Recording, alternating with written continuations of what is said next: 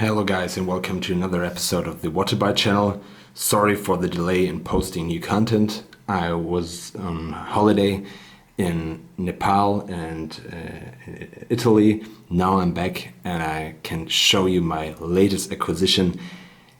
I told a lot about buying a Tudor Black Bay, but in the end I ended up with something different. I ended up with a Sinn. So let's have a look what we got in here. Well, that's the hint. It's a Sinn 903. In particular, it's the model 903 STBE. So here you can see it's nice leather box it comes in, and here it is. It's a real beauty. At first glance, if you're not used to this model, you might say, well, this is some kind of Breitling Navitimer fake, or what is it? I mean, most of you probably know the story. At the peak of the quartz crisis, Breitling went bankrupt and parts of the company were liquidated. Back in those days, there was still some rights to the actual design of the Navitimer, and the founder of Sinn watches, Helmut Sinn, bought these rights to use the day layout of Breitling's 806 and 809 Navitimer at this time. So you have this slide ruler, this logarithmic scale and everything. And he introduced his own watch. In the earlier days, the Sinn 903 used, for example, a different movement than the version we have here. It used a Lemania movement, which is probably why it is the most sought after 903 today. But let's get back to this one.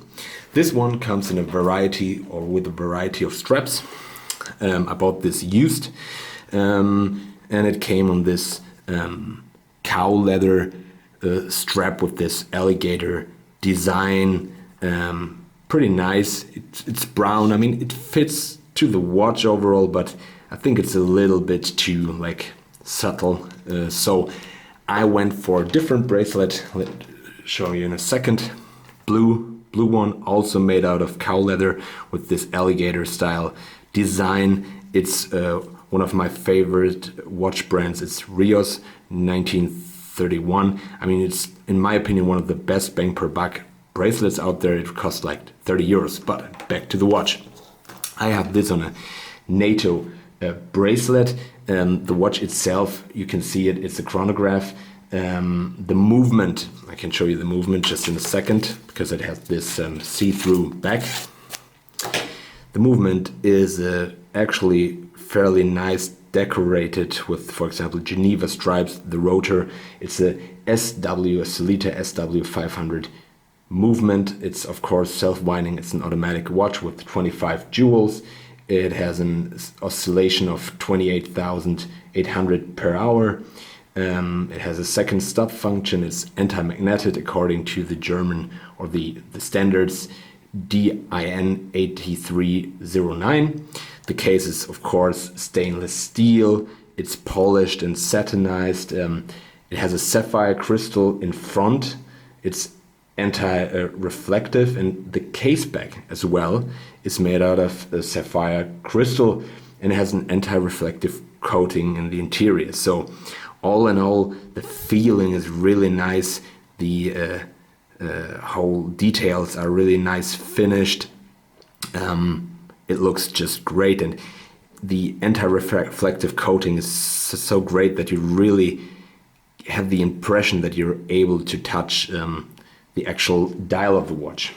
The crown is screwable, so it has a water resistance of 100 meters, waterproof to the standard DIN 8310, and it's also pressure, and therefore it's pressure resistant up to 10 bar, and as well it's low pressure resistant. The case has a diameter of 41. It actually pretty much wears like that, I would say. But overall, the appearance of the watch is also dominated by the thickness. It's 14.5 millimeter. It's not the slimmest watch, but I mean, compared to simple 300 like the Tudor Black Bay, which is up to 15 millimeters, is still great. Without strap, it weighs 88 grams and it has a band lug width of 22, which overall I would say fits to the thickness of the watch. The dial, as you can see, has an ivory coating, which gives it a very nice appearance, and it is a great harmony with this dark, very dark and subtle blue subtle blue dial. And I really like the subdials, which are nicely done, and they have this 3D effect, and it's overall a very nice watch. So let's put it on the Nato strap again. I got this sand colored Nato strap, which fits pretty nice. I also have a blue one. I will show this probably at a later point. Let's put it on the strap, on the Nato strap. And yeah, I'm wearing the Omega Speedmaster today, and you have a slight comparison. I mean, you can see the Speedmaster against the Sinn. Actually, if you look at first glance, the Sinn looks a little bit bigger, even though it's 41 and the Speedmaster is 42, yeah. And we'll in-depth comparison at a later point. So let me put it on my wrist. So there you go. I mean, it's a very nice watch, especially now during summer times. If you're wearing some khakis, some like light colored pants, it looks just great. And it fits, in my opinion, to sporty as well as a more formal attire. So overall, a very nice watch. Price point, it costs with the leather strap, I think 2,900 euros, and which is pretty much, I mean, almost like a third of the Breitling Navitimer. So if you like the design, if you like the history behind it, if you want something different, if you want a chronograph, then you should really consider the Sinn. I hope you liked this video. If you liked it, please subscribe, give me a thumbs up, leave some comments in the comment section, and I will be back with a new review because I bought something new, a diver, a truly classic, and I also will be back with a comparison of these two watches. Thanks for watching.